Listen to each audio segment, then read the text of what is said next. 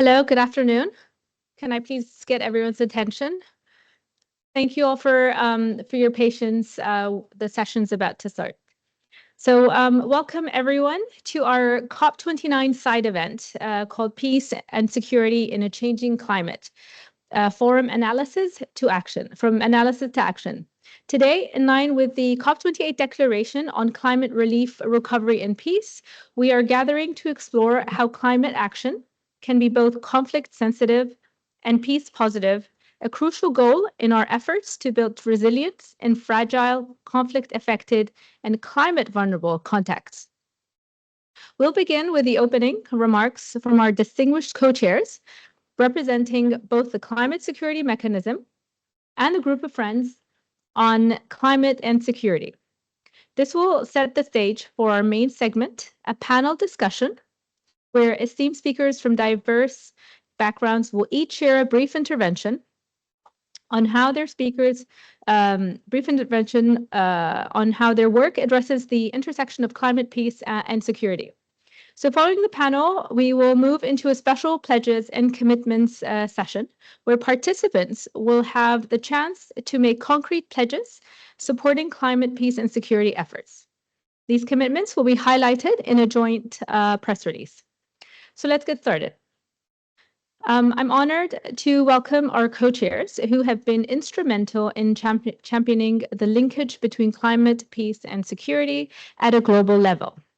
First, I'd like to invite His Excellency Mr. Thomas Sali, Ambassador of Switzerland to Azerbaijan, and co-chair of the Climate Security Mechanism's Joint Steering Committee to provide their opening remarks. Thank you.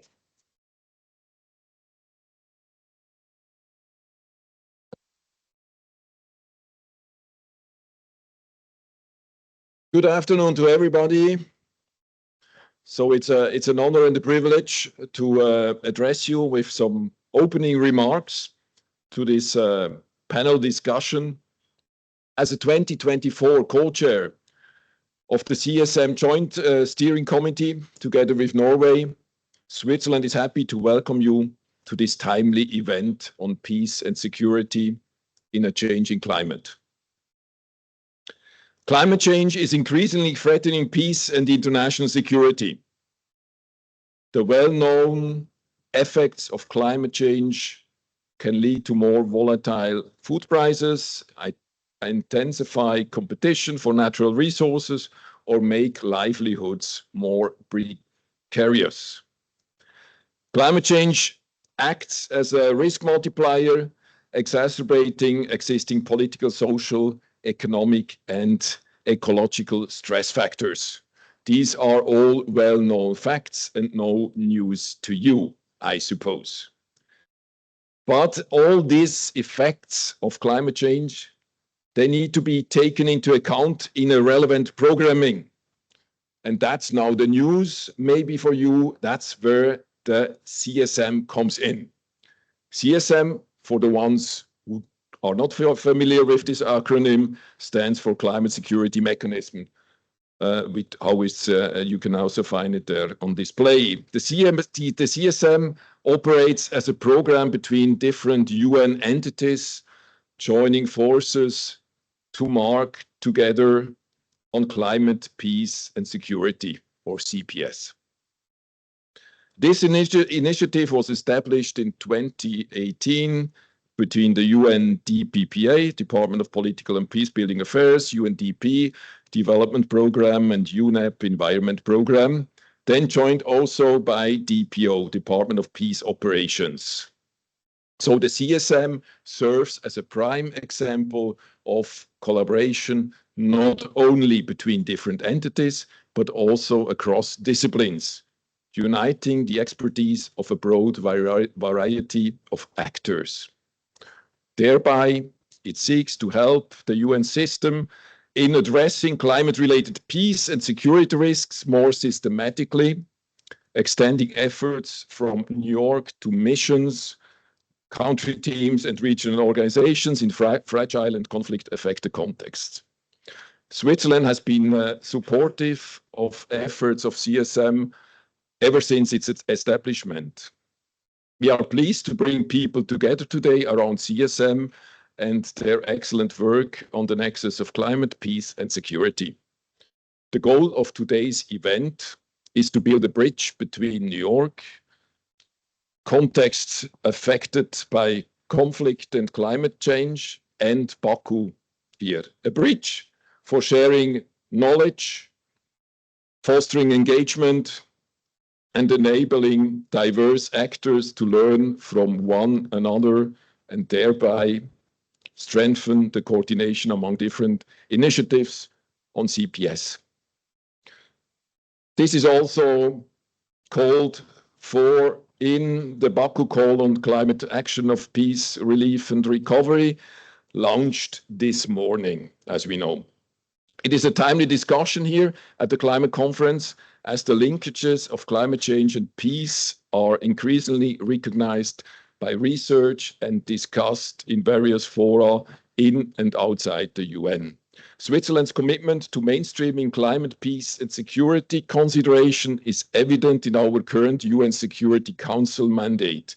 Addressing climate security is one of Switzerland's 4 priorities during our term as an elected member of the Council.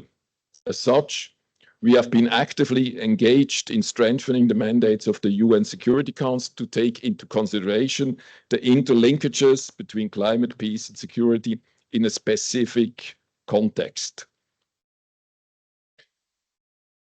We also put a lot of emphasis on developing and improving the science and evidence base. The work of CSM in this regard is particularly useful. It provides concrete support and a toolbox, and it forges partnerships at all levels to exchange information.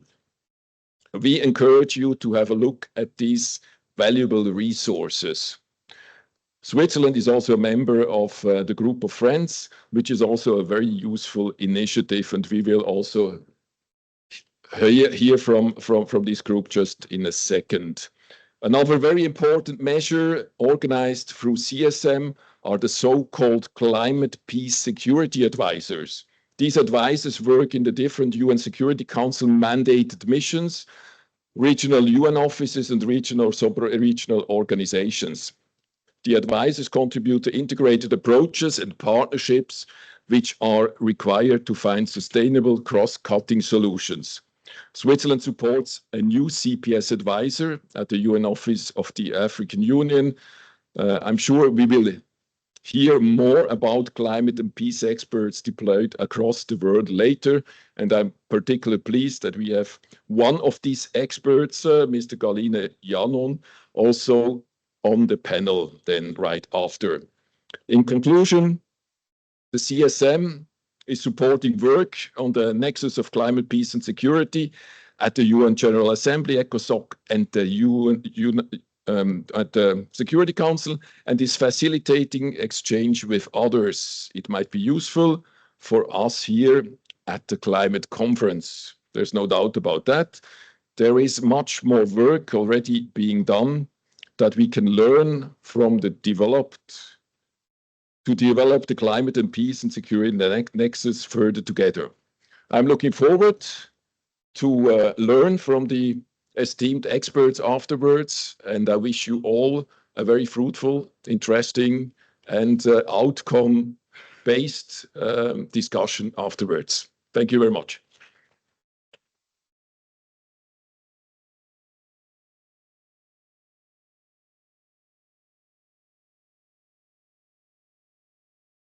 Thank you, Ambassador. I apologize, I just barged in, but my name is Shema Gargash. I'm the Director of Energy and Sustainability at the UAE Ministry of Foreign Affairs. So welcome. And of course, without further ado, our next speaker is Mr. Reagan Moses, Secretary for the Department of Climate Change and National Resilience of Nauru, and co-chair of the Group of Friends on Climate and Security. Mr. Moses.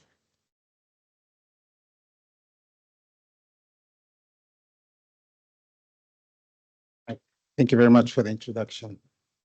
Excellencies and colleagues, Moyeko and good afternoon. As the co-chair of the Group of Friends on Climate and Security, it is with great pleasure that I extend a warm welcome to you all to the COP29 side event entitled Peace and Security in a Changing Climate.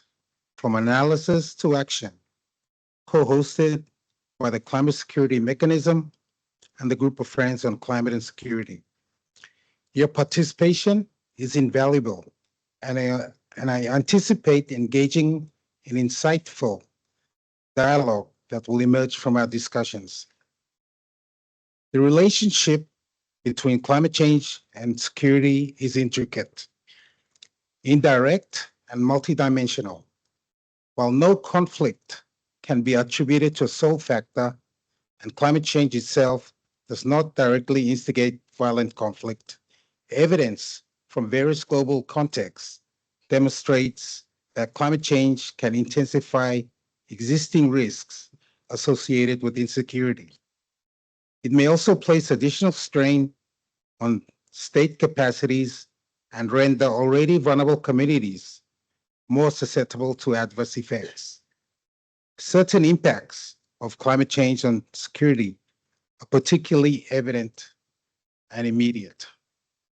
The Pacific Islands have been sounding the clarion call on the urgent need to address climate change and security for more than a decade.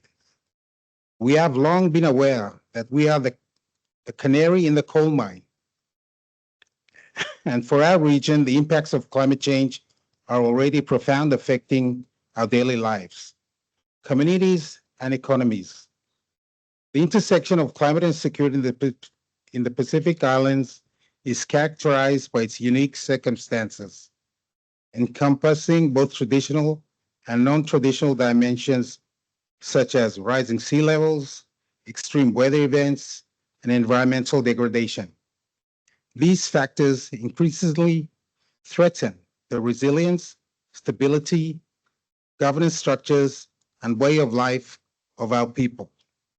Moreover, limited financial resources, technical expertise, and infrastructural deficiencies can significantly impede the Pacific's capacity to implement and sustain initiatives designed to address security risks posed by climate change.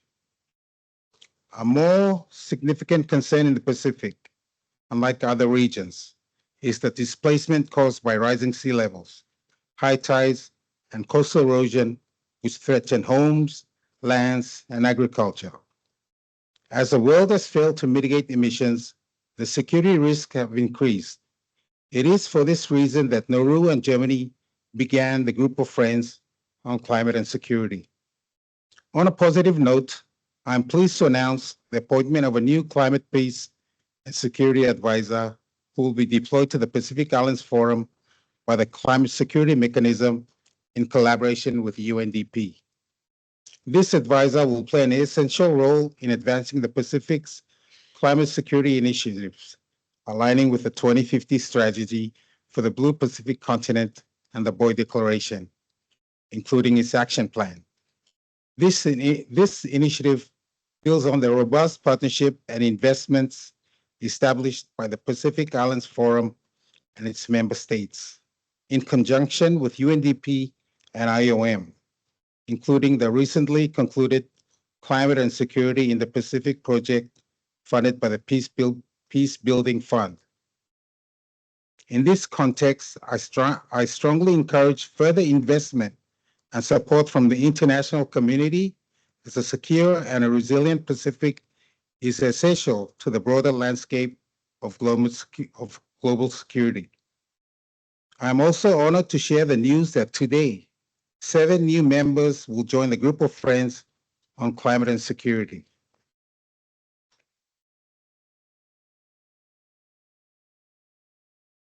I welcome the newest members from Antigua and Barbuda, the Commonwealth of the Bahamas, the Republic of Cabo Verde, the Republic of Latvia, the Republic of Moldova, the Republic of North Macedonia, and the Democratic Republic of Timor-Leste.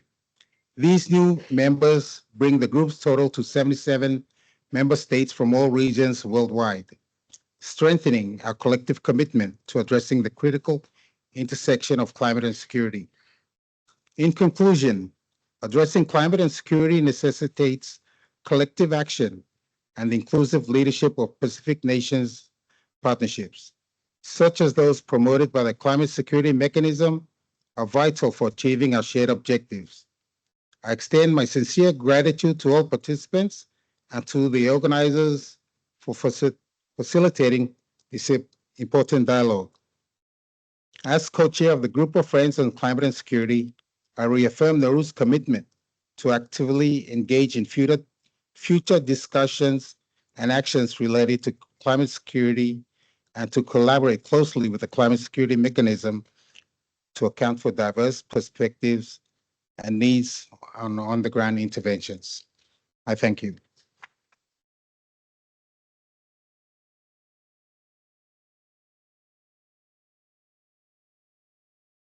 Thank you, Mr. Moses, and congratulations to the newcomers to the group.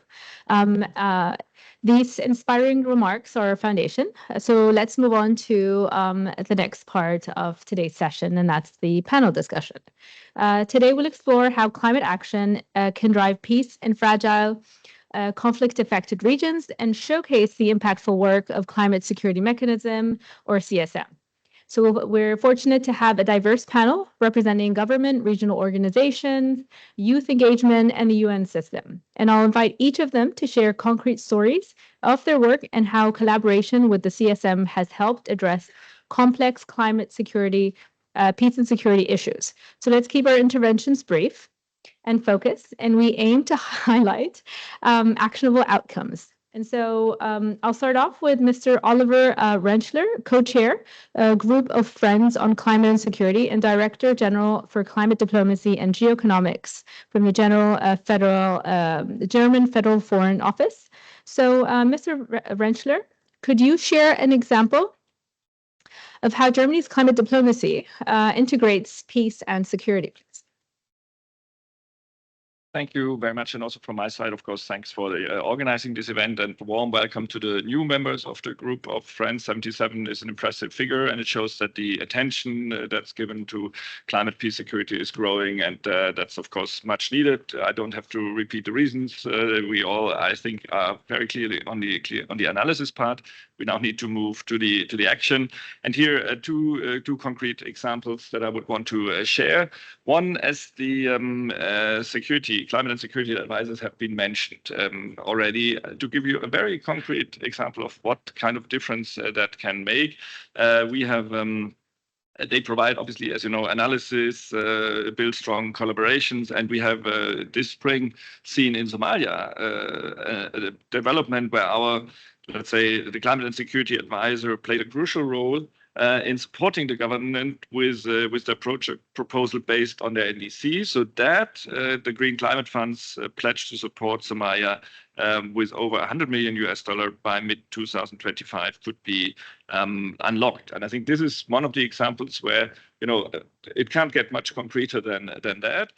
However, on the level above, it's also important to, when we speak about climate finance, which ultimately is the big theme of this COP, as we know, but underneath the level and, you know, the mobilization, particularly for the most vulnerable, we need to overcome the hurdles that exist. We must make funds where they are. I mean, we need to increase them, but we need to also make them more accessible, particularly for fragile contexts, because that's where barriers exist. And that's where, you know, ask for examples.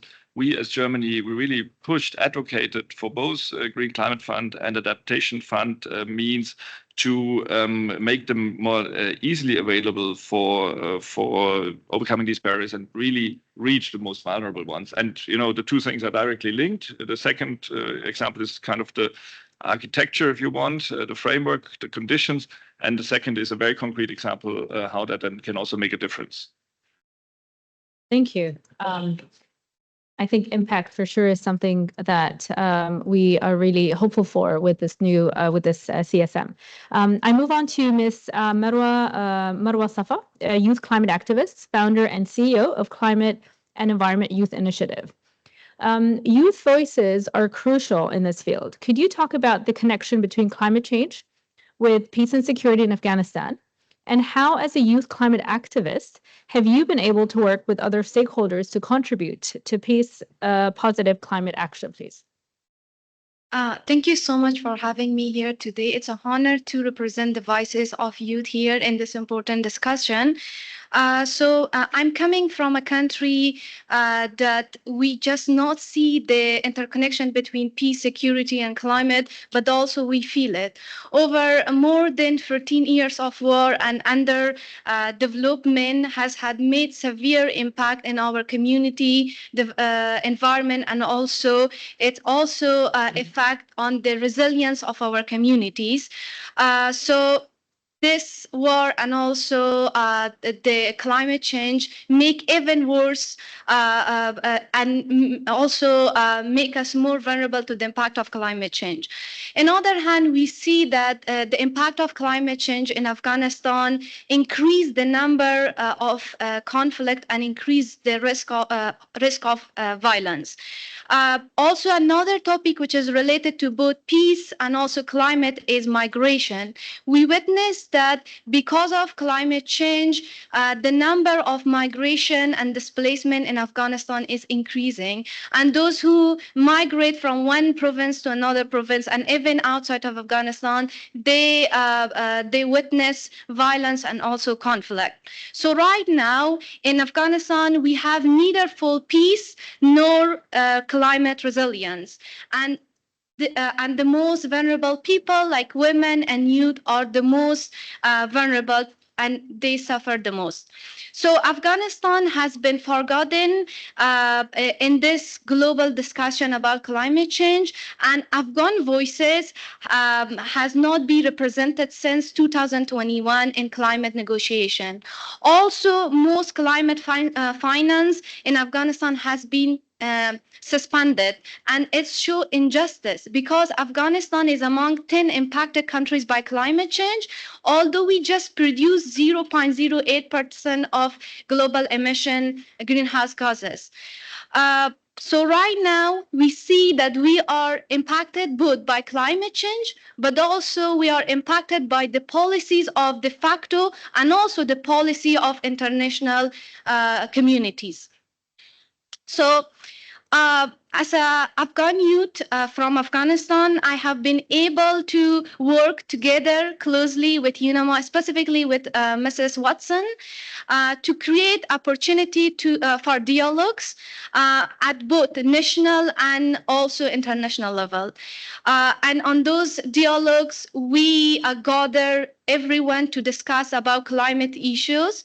And on those dialogues, we manage to give everyone a space to talk and listen to each other, which is not very common, specifically after political changes in Afghanistan. And also, these dialogues are very important for both climate and also peace building in Afghanistan. It's just a start. We have a lot of work to do, but it's a starting point.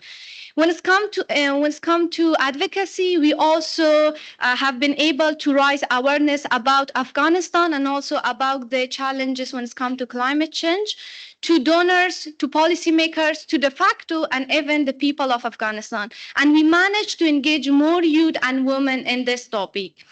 Also, I'm sure without this mechanism, I would not be here today to represent the voices of Afghanistan. Maybe perhaps no Afghan youth, no women, and no activists, because I'm representing youth, women, and activists from Afghanistan. In just few days, I met a lot of delegation and also many activists around the globe, and I learned from them, and we also find a ways to collaborate in the future. While this is a good start, I know, but it's not enough. There's much more needed to be done in this topic. And specifically when it's come to climate finance, there is still a problem because we don't have access to climate finance. I understand the political situation in Afghanistan is very complicated. but we also need to take action right now. And we have to find a ways or mechanism that support Afghan community through communities. Because if we not take action right now, there was not future for Afghan people and community. And finally, I want to sum up with this idea that if we want to have a stable and peaceful future, not just for Afghanistan, for any fragile and conflicted area, we need climate resilience. So climate resilience is not a choice. It's also a must for having a peaceful and sustainable future for all. Thank you.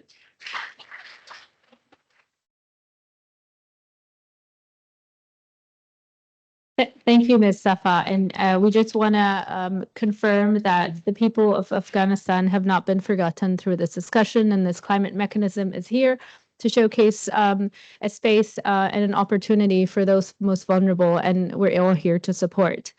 Moving on to Her Excellency Ms. Hawa Aw, Executive Director of Liptako Gorma Authority. Could you describe a specific instance where the Liptako Gorma Authority has collaborated with CSM to address climate challenges across borders, strengthening both security and resilience in your region, please? Thank you, and good afternoon to everybody. I'm really happy to be here today, and I will start to thank UNDP for including us into this thematic on climate, peace, and security, the nexus. And I just want to explain maybe for some to know what is the Liptako Gorma Authority. It's composed of 3 states. Some may recognize when I say the names, Burkina Faso, the Republic of Mali, and the Republic of Niger. So this institution has been created 54 years ago. And for development purposes, because it's a very rich area, we're talking about rich in every kind of natural resources. And also, coming to the climate issue, first, I would like to say that we've been witnessing climate issues for like forever, because we're part of the Sahel also, where rainfalls can be scarce, and and everything that comes with it, food security, insecurity, and everything. But mostly what I can say today that is even worse than the climate change is the terrorism we're living. We've been living that for decades, more than a decade now. And that also is something that can prevent, people from working, from doing agriculture, normal life, livelihoods are taken away because people have to move. We have mass movement of population from one place to the other because of this insecurity. Our countries are fighting and fighting very well today, I can say. So regarding climate change also, we've seen what is happening around the world, and we also lived it. Our 3 countries where, most of the time people talk about when we think climate change, it's like the water, the inundation, the flood, and everything. We've seen that this year. Many parts of our countries have been flooded, and that's we can call like a bell, a sound of a bell, to show that things can be worse. And I am sure that this cycle of climate change, is not going to end anytime soon. So for me, it's very important that we get into adaptation and prevention. We can do it, but adaptation on how to live when it comes, or how to prevent, so people can face the impact of this climate change. Because our countries are really, 90% of the population live on agro-silvopastoral. That's all the things we do. So if we have climate problem, we have security problem, it makes life very difficult for us. Talking about the CSM, it was introduced to the authority when we started working on a stabilization initiative for the Liptako Gorma region. So we had a pilot phase, then we thought with UNDP to insert some kind of, a pilot also in a program of climate security mechanism, which worked very well because we benefited from an expert posted with us to help us, because The nexus is a new concept, but we all know what peace means, or insecurity, the climate, and the conflict and everything that goes with it. But we needed to connect the dots.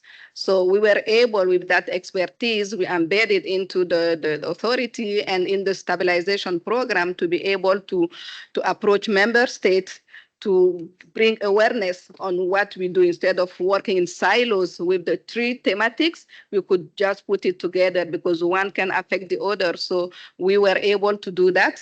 And with the broader Sahel countries, last year we had forum on the nexus, and there was a declaration called Bamako Declaration, where the 11 countries from the Sahel Regional Committee engaged to be part of, to embrace the nexus.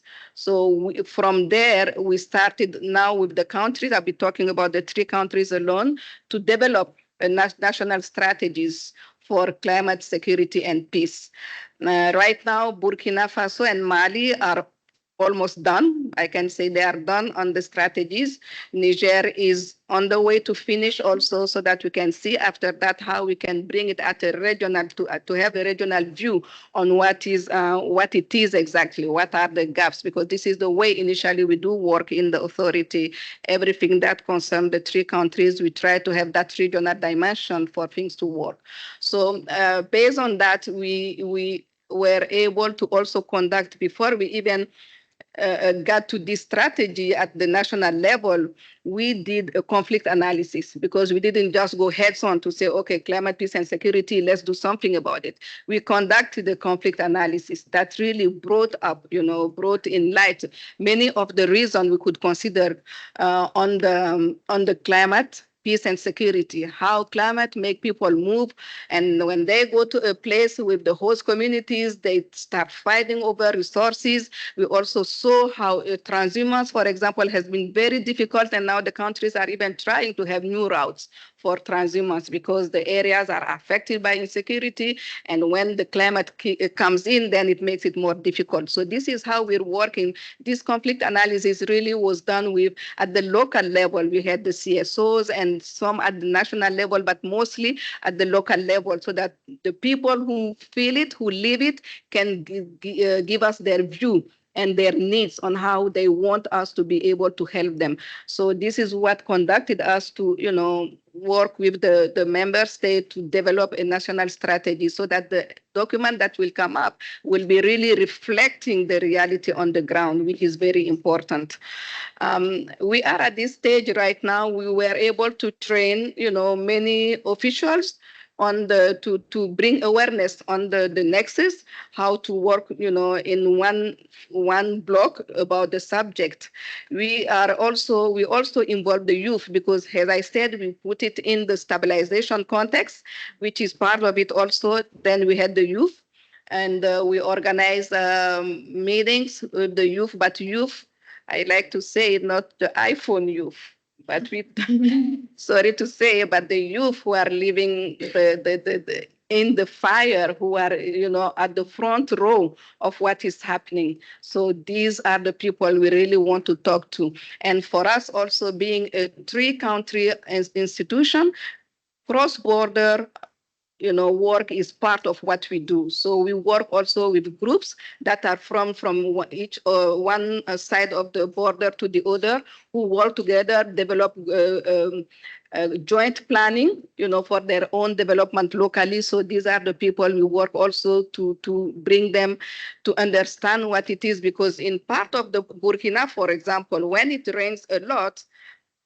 inundation is felt in Niger, part of Niger. So you see the connection between, and the trans-border initiative we should be working on to make sure that, when we work at the surface on one side and the other part is not taken into account, then our effort will be vain. So in short, I would like to say that having this expertise with us to really work with us and get to have the ownership, because our countries took ownership of it. I think there is even a ministerial section I don't know, today or tomorrow with the three countries to talk about this declaration in Bamako and to confirm their commitment, to take this initiative further. So I'm going to stop here. Thank you.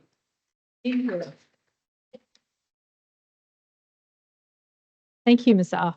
So it's wonderful to see kind of the actual impact and the spillover effect from developing national strategies and becoming a regional stabilizing strategies for the region and for their youth, thinking for the long term. And that's just wonderful to see. Your Excellency, Mr. Bartel Africano is next. He is the Undersecretary of Environment, Ministry of Environment and Forestry from South Sudan. So in South Sudan, how is climate change impacting efforts to build sustainable peace, and what are some examples of government initiatives to tackle these impacts? Good afternoon. First of all, I'm happy to be invited to be part of this panel and to talk on South Sudan's effort to tackle the issues of climate, peace, and security. As you all know, South Sudan is the newest country in Africa. We just emerged after over 50 years of struggle between the South and the North, which was a political struggle. But after attaining independence, we as South Sudanese wanted now to develop our country, provide basic needs to our people. But unfortunately, another civil war broke out, but we managed to bring peace. But now, when our people started going back to their areas, now the impacts of climate change has kicked in. Since 2019, we had 8 of our states severely flooded. Over 2 million people were impacted. They lost their livelihoods. Some have to migrate into areas. And I have to give you the context of South Sudan. South Sudan has a population of 13 million people and 64 tribes. And all these tribes have different languages, cultures, social beliefs, and livelihoods. Like the majority are pastoralists and the rest are dealing with agriculture. So with these impacts of climate, flooding and droughts, when people move into areas like pastoralists moving to agriculturalist areas, they cause conflict because the livestock there will start eating the crops and all of that, and also causing more problems in those areas in terms of food security. So this year alone, by November 1st, 1.4 million people were impacted and 350,000 have been displaced. Just imagine that. But now also what is also making it difficult is the conflict in Sudan. Millions of Sudanese are now taking refuge in South Sudan, in areas that are flooded, in areas where people are in need of humanitarian assistance, and also trying to adapt and build their resilience. And the other thing, the economy of South Sudan mostly depends on oil. But for the last 6 months, we have not exported a dram of oil. That has now drained our economy. And we are also welcoming Sudanese to the country. Now, what have we done as government? In 2019, we were not prepared for the flooding, but recently, when we knew that Uganda was opening their dams and we had forecasts that we're going to have above normal rains, the government started preparing a flooding preparedness for 2024. But just imagine, we decided to pledge 78 million for that. But now the oil has stopped. That simply means we won't be able to at least implement all that preparedness. The other thing that I would like to mention now is we are very happy with the work of the advisors from the climate and peace and security, because during this preparation of our preparedness strategy, they helped us in preparing and also mapping 232 higher grounds, and also trying to make sure that when people go there, because those areas are small, when you have a big population and the resources start depleting, then there will be conflict. They try to make sure to help us that we try to manage the conflict. The other thing too was they also help us with awareness raising.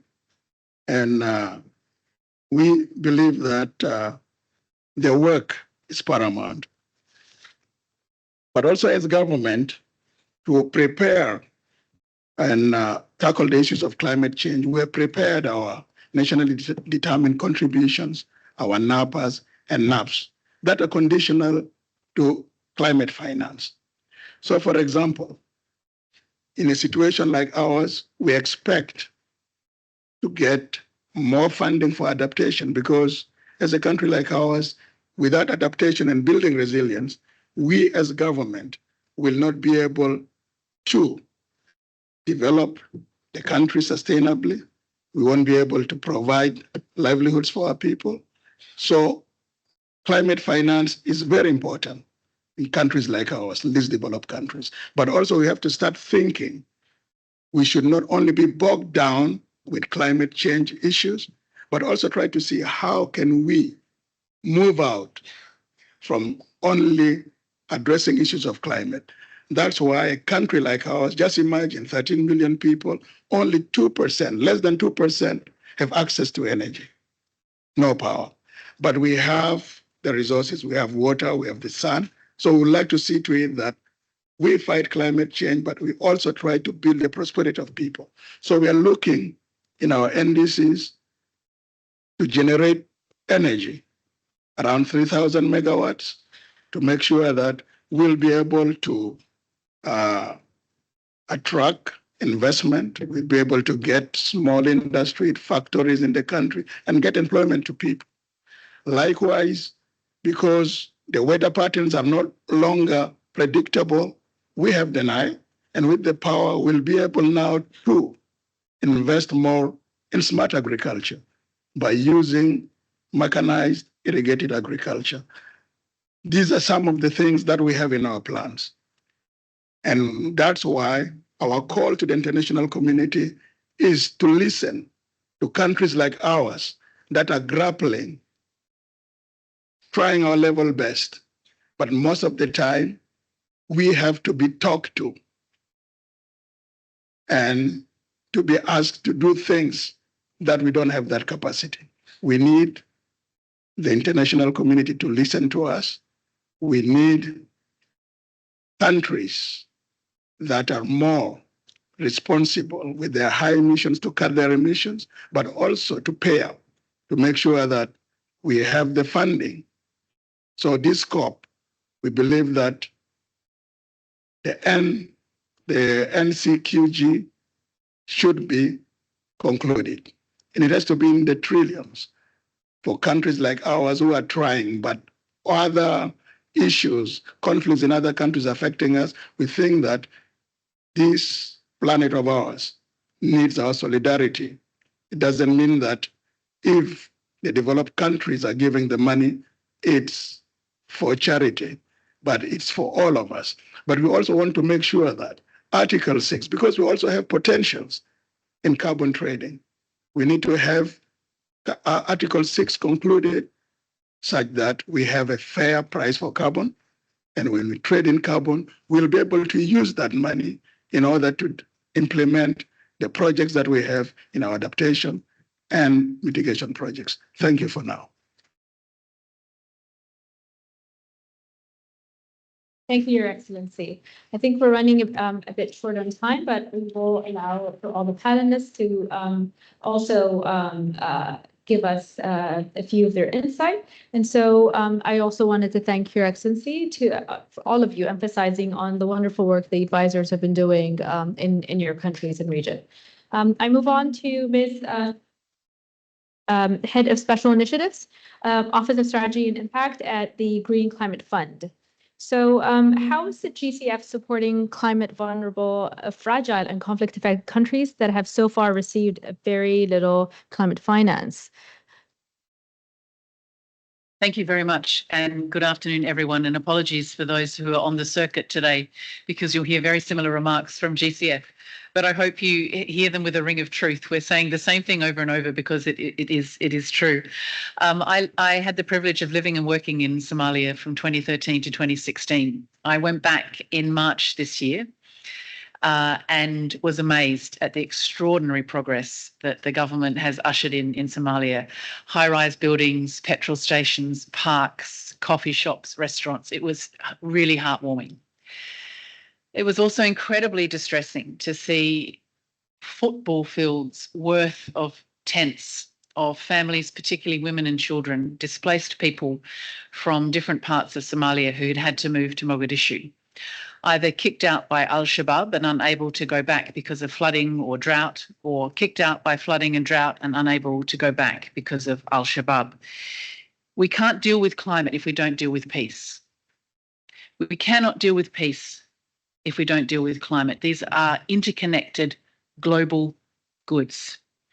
And GCF, the Green Climate Fund, takes our responsibility really seriously in this area. You'll know that we're the largest of the multilateral climate funds. You'll know we've also been quite difficult and complex to work with. Even despite that, we have $2 billion currently committed in fragile and conflict-affected states. We're starting to move away from this language of fragility and conflict affected to talk about vulnerable communities and underserved countries. We think this is more honouring and respectful of the situations in countries. And you will know, because you've heard it many times through the course of COP, and we're grateful for the story of Somalia. I want to acknowledge the work of the UN Climate, Peace and Security Advisors. And I want to shout out to Chris Hodder. It's unusual to name people in these situations. I'm not sure why. But Chris, without Chris and the work of that network, it would have been a different story for us having the access that we did in Somalia. So we are fully supportive of this network of people and look forward to partnering with you in other countries. We need to do more Somalis. And we have actually, over the course of this year, we've funded a $40 million project in Mozambique around social protection. At our last board meeting, we announced a $39 million project in Iraq, another 35 for Burundi. So this year, not only the 100+ million for Somalia, but at least another 100 million plus in other also vulnerable settings. But it's not just quantity of finance, it's also access. So I hope too, over the course of this week and especially today too, you'll hear about the fact that we are reforming GCF. We are becoming faster, simpler, smarter. The Somalia money and projects were put together in under 5 months. We dispersed $85 million a project, not all in one tranche, but the first bit of the tranche to FAO within 24 hours of signing the contract in Songdo in October. We are placing a GCF person in every NDA, and NDA is our focal point in the government. If you want one, we're paying for it and we will put someone there for you of your choosing. We are doubling the number of direct access entities in countries. So not just money going through ministries or government ministries, although they can also be direct access entities, but the private sector, we are the only multilateral climate funder who can deal directly with the Climate Centre. And we have also doubled our funding for locally led action this year, and you will see us do more and more to be deliberate to reach the last mile. That's on our side, but it's a partnership, right? Everything to do with climate and peace is. So we need actually the countries who are here in their room to do your bit. The political momentum is critical. So we've endorsed today the Baku Call, the Baku Hub, and the Common Principles. We need actually the countries who benefit most from our finance to keep up the advocacy work. That climate finance must be additional. The volume of it must be channeled through operating entities so that there is full transparency. But the climate finance, although it is additional, should be made to work to deliver co-benefits around peace and security. Please use the resources that the Green Climate Fund has put at every country's disposal. Every country has a minimum of $4 million to develop your climate investment pipeline, to share the knowledge and information and your learning with others. And please hold us accountable for building your capacity as countries, as governments, as the protectors of the state. We want to make sure that we are not delivering project by project, but we're delivering transformational change at the country level so that citizens benefit for generations to come. Thank you.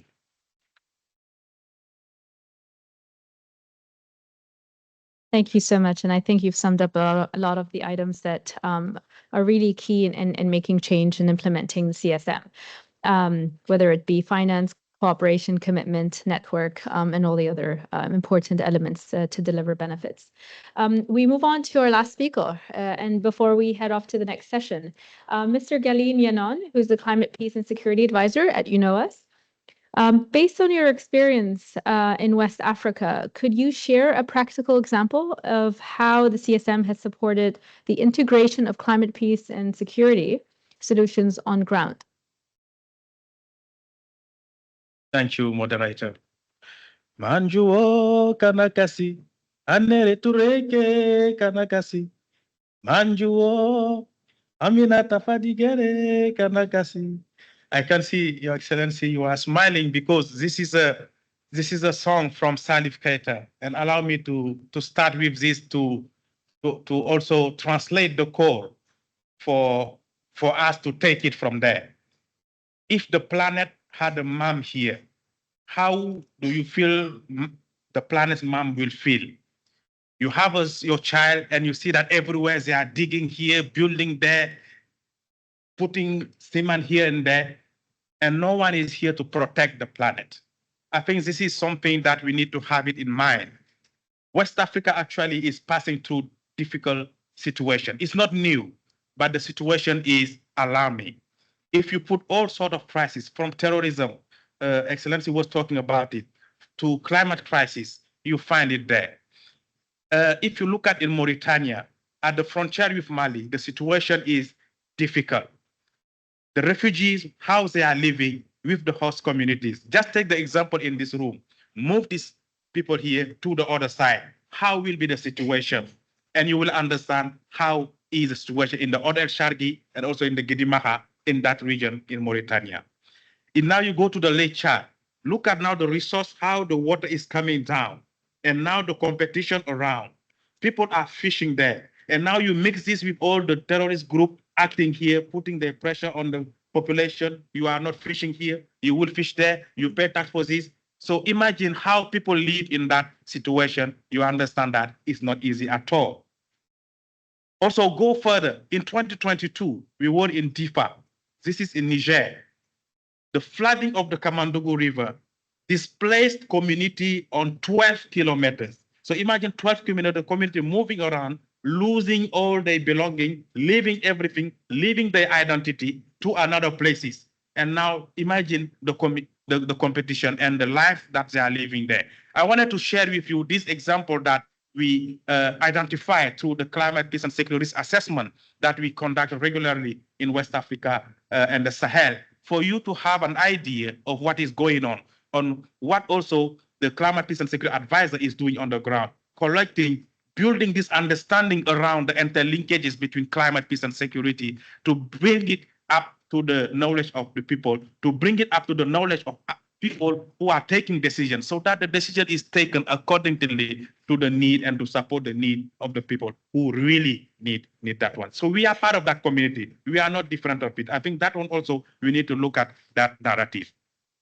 Actually, that we are talking today, our SRG, Simao, and SRG Abari from West Africa and Sahel, they are touring in the Lake Chad, region, doing good offices to make sure that these issues are really on the table of the dialogue with the president, so that they take the decision according to the reality from the ground. So just to say that the issue is really critical, and we need to also step to now the more concrete action on the ground. So these are, don't look at it as the very negative. It may sound is very negative, but also there are positive also development on the side. If you look at now in West Africa, what UNOS is doing, we are collecting also some good examples also that are happening on the ground, so that we can also build on that one to also make progress. We have built a network of more than 500 young people. You've been talking about you people. You are doing fantastic work on the ground. So We started with 20 youth people. Now we are more than 500 developing climate innovation. In Burkina Faso, we have a young lady developing energy program to support displaced people and also how they can also stop cutting also the trees and also use more renewable energy. In Gambia, we work with Civic, who is at the front line of the Great Green World Initiative, also developing climate smart agriculture. In Mauritania, we work also with SBGAS, developing biogas, working with farmers and transhumance community, collecting, all this excrement from the cow and producing energy, making them also part of the solution. In Mauritania, we discussed with the refugee communities. They said to us, we don't want to be part of the problem. We want also to be the solution of this because this is our community. We need to find collective solution. These are some examples of positive also element that we are identifying from the ground, and we want also to present to you so that you see that it's not only an area of challenges, but also there are opportunities there that we need to work with. With now a more regional level, what we are doing, we just supported ECOWAS, the Regional Economic Commission, developing a resilient strategy. You made sure that this strategy also have climate, peace, and security element embedded and mainstreamed in that part. We work with Liptako Guruma. In this Bamako Declaration, we were part of it. We are part also of the National Climate Security Strategy in Burkina Faso, in Mali, and now in Niger very soon. This is also some partnership that we are really valuing and strengthening at regional level, at country level, and also at local level. So we want to present this to you so that you see that there are concrete action on the ground and call on to you. So we don't want to be only matter of on our own. We all matter of the continent, matter of the West Africa and the Sahel, that we can also bring contribution at the level we are. So I really appreciate when the GCF talk about, so not only them coming to us, we need to go to them also and take us accountable that. So we will take you at the word and we will come to you to work further on this issue. So I won't go far because I know the time is very short. So allow me to stop there. And if there are any questions, happy to respond to that. Thank you so much. Thank you. I think the emphasis on cooperation, commitment, and working together towards a solution is something that is a trajectory of the CSM. I think now, considering time constraint, I will hand over to my colleague Sasha to take over the next session.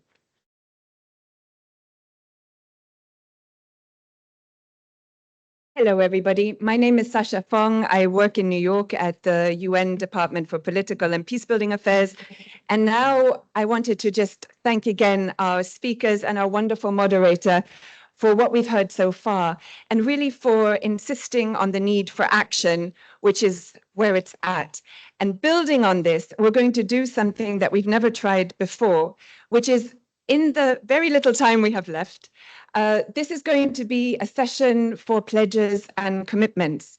So there are some amongst you who are going to stand up and get a microphone and tell us how very concretely you are going to help advance this agenda from your perspective and your vantage point.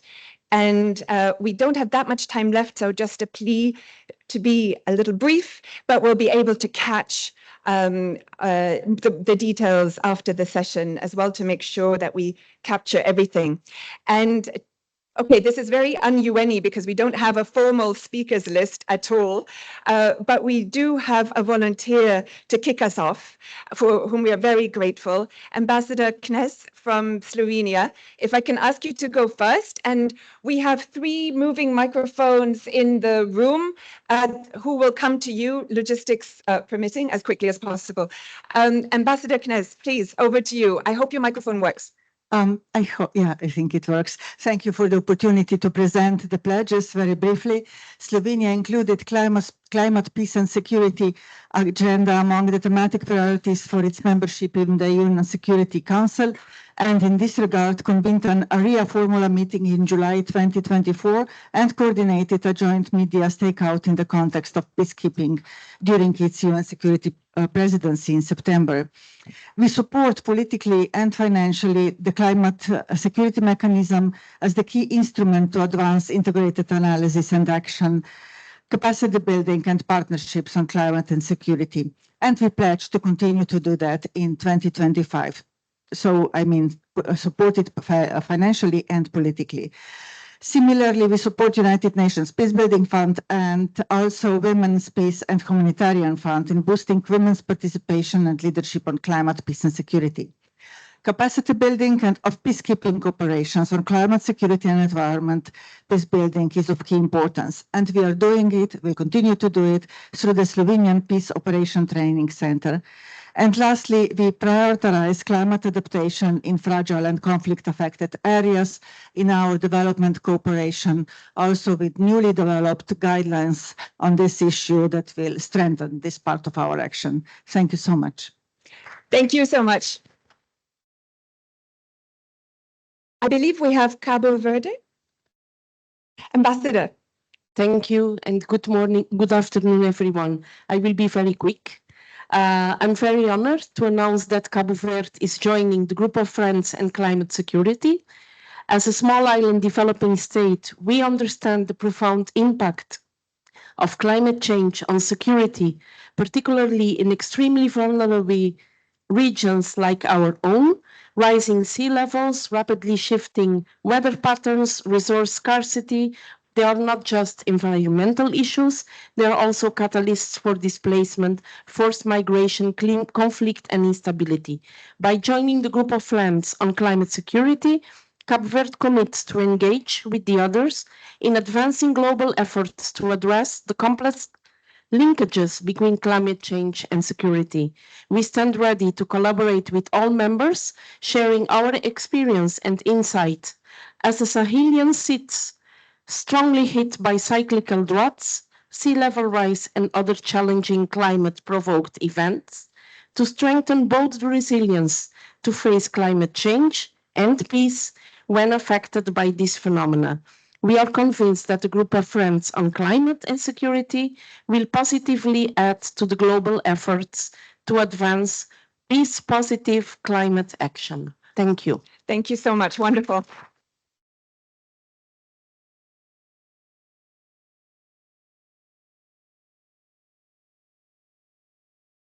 Thank you, Yusuf Moyed, Director of Climate Change Directorate in the Ministry of Environment in Iraq. Thank you for inviting Iraq for participating in this important side event. Really, when we're talking about this is the climate security, we must focus about the three important issues. The first issue, the political will, and the national strategy and the plans and the final support about that.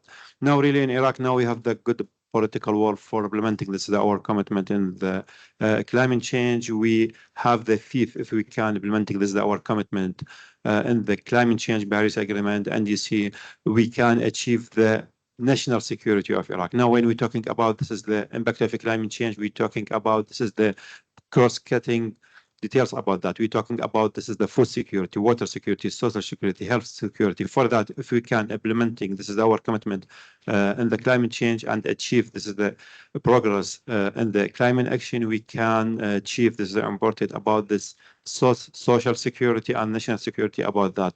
For that, now we have this clear vision in Iraq about implementing this is the important concept and the NDC 3.0 and the national adaptation plan. But we focus, I agree with the youth from the Afghanistan. Now we will focus about this is the investment in our youth for working in the climate change. If we can development this our youth, green skills for them, we will investment in our generation about increased resilience for them for impact of climate change, and that we will support us for implementing the climate security in Iraq. Thank you.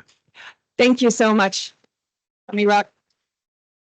I believe we have a gentleman here. Yes, thank you. My name is Mohammed Khabar. I am from the Ministry of Environment and Climate Change, Federal Republic of Somalia.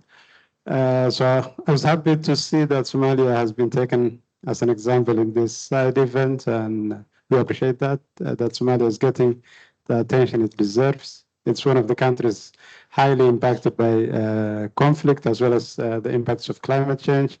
And we were happy to receive GCF, the Executive Director, and our colleague here in Somalia back in March of this year. And the support that we are receiving as well in this area. So at the moment, there is political commitment in Somalia, but also the support that we are receiving from our international partners. A few years ago, GCF and in general UNFCCC finance mechanism, we saw it was something far away, but with the engagement with GCF, we commended that the positive steps that has been taken.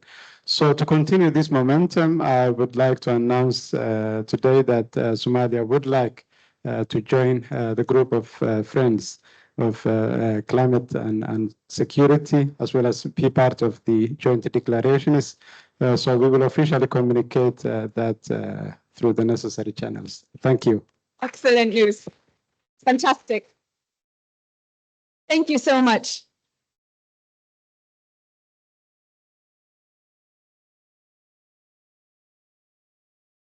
So talking about the importance of investing in the most vulnerable women and girls, especially referring to the speaker from Afghanistan, which was very great.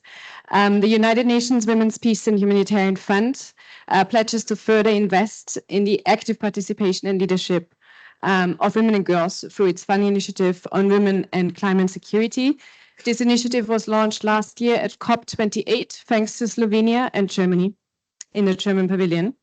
Our initial investment of $5 million will support women who are preventing and responding to climate-related conflicts and injustice. The fund is also accelerating its resource mobilization efforts to reach its $20 million funding goal to invest in women and girls. The new investments will extend the geographic reach and also the scope of this critical initiative to make sure we are reaching those most affected by the climate crisis, which are women and girls. The fund will also explore synergies, very importantly, with the climate security mechanism, particularly through the network of climate peace and security advisors. And we're very happy to hear about the excellent work these advisors have been doing and looking forward to working together. Thank you, Marie. That's wonderful. Look forward to working with you on this.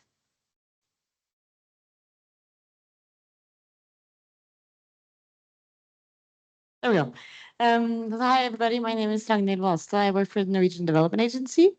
And I'm very happy to announce or recommit that we are continuing our financial support for the climate security mechanism from Norway's side. And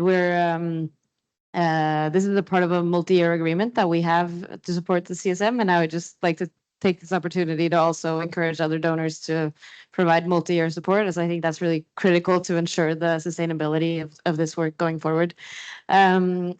Secondly, we have heard several say here today that the advisors and the human capital that is provided through the CSM is really critical to make this work a reality. And Norway, therefore, supports 2 JPOs to support this work, and through 2 advisors through NORCAP, which is a program to support advisors. And we're also looking at opportunities to increase that in the year going forward. Thank you. Thank you so much. Norway is one of our longest standing supporters on the climate security mechanism, and it's so appreciated. Good afternoon. My name is Jan Skaklinch. I'm Ambassador at Large of Republic of Latvia, one of the newcomers in this group. So I would like to make one very firm pledge and one maybe softer one. The firm is GFCS 77 now, I understand, can be easily confused with the G77. Not to be confused, I'm pledging that one of our neighboring countries is not yet member of the group of friends. We will address them and we'll make sure that they apply. Whether they will be accepted, that's a different story. Jokes apart, Latvia is also a candidate for election in Security Council for the period 26-27, elections in June 25. And even if we're not yet elected, we will be, I hope so.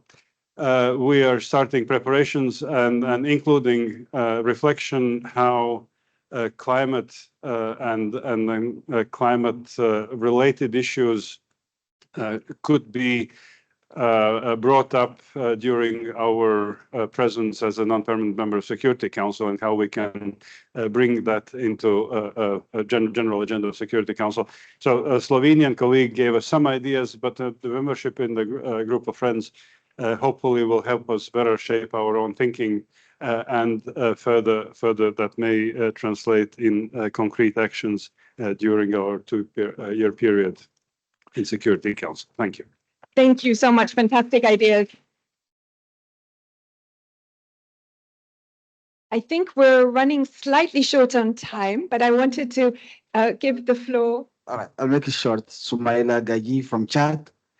Thank you for giving us the opportunity to share the view from Chad. I'm really happy that the panelist, Mr. Galine, mentioned that there is amazing work that's been done by the climate, peace, and security in the field, and really appreciate the fact that the USG is right now in Chad, because the situation is critical. We have devastating floods, we have refugees, we have Boko Haram in the region. So I'm really happy that the international community is taking a look into what's happening in Chad. I want to make probably 2 pledges. The first one is Chad as a member of the group of friends of climate and security, representing the new network that has been launched here in Baku, the Baku Call. Is looking forward to strengthen peace and resilience in climate vulnerable settings. Looking forward to strong partnership with the UN Regional Office, especially in Central Africa and ECOWAS, and the climate security mechanism at the UN to advance the climate peace security agenda of your member state. As a new member of the network, we're really committing to actively advocate for simplified access to climate finance for vulnerable states. We're really happy that the GCF yours mentions all the possibility of mobilizing resources for some fragile states as ours. The second commitment will be about sharing our experience in how we are managing compound climate and security risks. We have floodings, we have refugees, we have security issues. And the last is about fostering South-South cooperations with fragile countries like ours and how we can advance the global climate and security mechanisms in the regions. Thanks so much.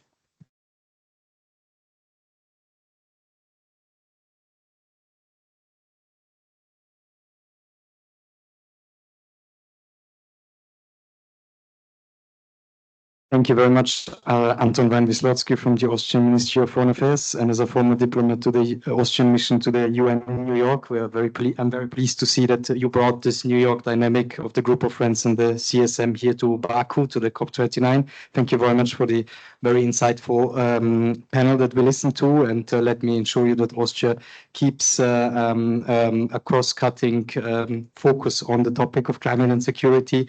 We are involving all the ministries that are working on this topic, so not only the foreign ministry. And we have just recently contributed our second contribution to the CSM, and we very much value your work and want to support it. And we have also and we've also recently organized a roundtable in Brussels in cooperation with the UNDP Peace Operation Office that is also present here today on the topic of carbon footprint in peace operations. This is also a topic that we very much would like to focus on. Thank you so much. Thank you so much. Just a quick one. I'm head of environmental activities at the OSCE, the Organization for Security and Cooperation in Europe, the largest regional security-oriented intergovernmental organization. So our place is well next to you. I just want to reaffirm some of our commitments. As per the OSCE Secretary General High-Level Conference on Climate Change last year, we are pledging and we're committed to mainstreaming climate consideration throughout the organization. That means in the first dimension as well, military conflict dimension and the human dimension. And also we're committed to enhancing, of course, collaboration and partnership opportunities, in particular with the UN CSM, and we look forward to engaging with you. Thank you very much. Thank you so much. Herr Henschler. Thank you. I will be very short, but very concrete, because Germany is happy to announce that we'll keep supporting the excellent work of CSM and contribute €1 million, very concretely. Thank you for all of that. And I believe we have 2 more, please. And then we'll hand it back. Thank you. The Adaptation Fund has endorsed the COP28 Declaration of Climate Relief, Recovery and Peace and joined the launch at COP28.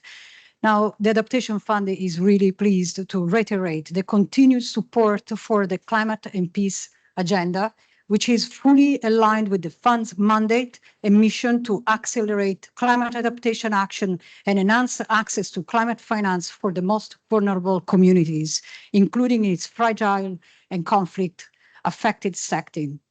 The Adaptation Fund's access procedures and operational modalities prioritize local ownership and leadership, long-term capacity building, gender responsiveness, and empowering the most vulnerable. All funding is grant-based, and around half is delivered through direct access. By endorsing the declaration, the fund had committed to further expand the support to countries that are facing multidimensional vulnerabilities and compounding risks to climate impacts and other crises and shocks.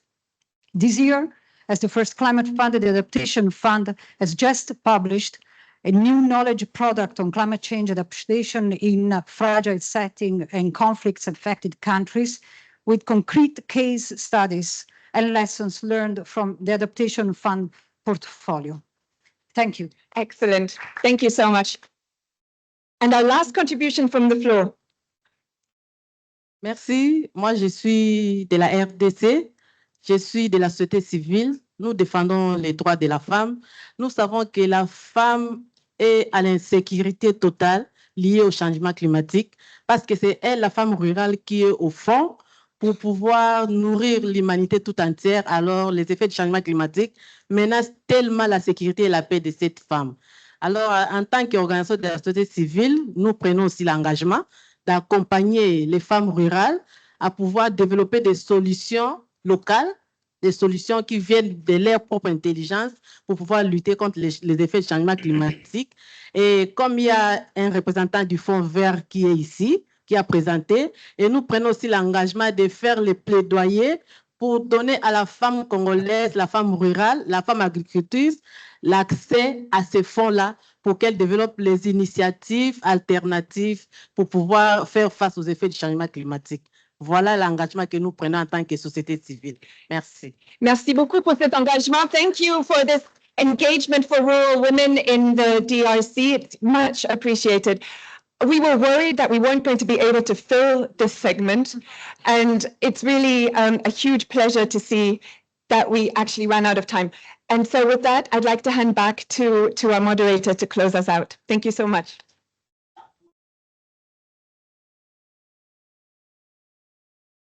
Thank you. It's truly exciting to see the momentum and the energy in the room, and we hope this continues. And for today's closing, I just wanted to summarize the moment and the pledges. And so we've renewed commitment for new existing donors, tangible funding pledges for climate, peace, and security initiatives, and support from the GCF to collaborate closely with the CSM. We've also welcomed new member states to groups of friends on climate and security, reinforcing the global commitment to peace-positive climate action. As the UAE, we're particularly pleased to be a donor partner to the CSM, as this work aligns directly with our priorities from COP28 and the Climate Relief Recovery Declaration, along its accompanying packages of contributions, many of which include the support to the CSM. And this event has embodied the vision of the declaration, demonstrating how global partnership can drive resilience and peace through effective climate action. This event has highlighted the importance of continued collaboration and actionable steps to address the urgent climate, peace, and security nexus. And these commitments will be formalized in a joint statement from the CSM and the Group of Friends on Climate and Security. And before I end here, I just wanted to acknowledge and thank all the advisors that have played a crucial role on ground working with the local communities. And thank you once again for your dedication, your contribution to a more resilient and peaceful future. Thank you.